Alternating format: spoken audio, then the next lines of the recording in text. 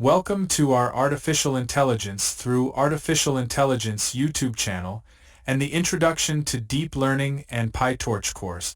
In this video, we'll explore role of gradient in neural networks.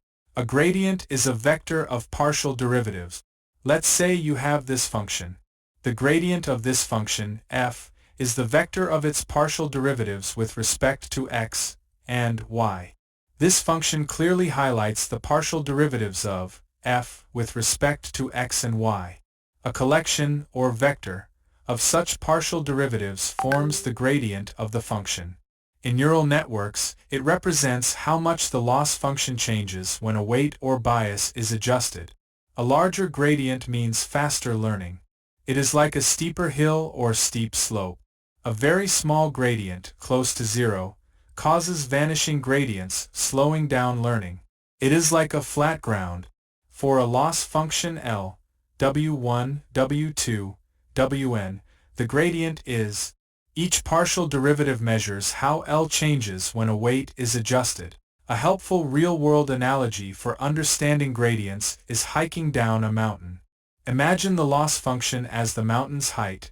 Your goal is to reach the bottom, where the loss is minimized. The gradient acts like a compass that always points uphill, showing you the direction of steepest increase. During training, you take steps against the gradient, and a large gradient indicates a steep slope, so you take a big step. Conversely, a small gradient suggests flat ground, and you move with tiny step.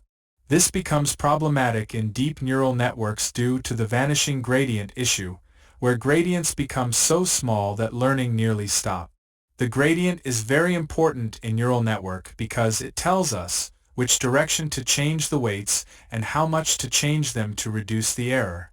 The gradient is used by gradient descent, which is an optimization to minimize loss function. During backpropagation, neural networks learn by updating weights using gradient.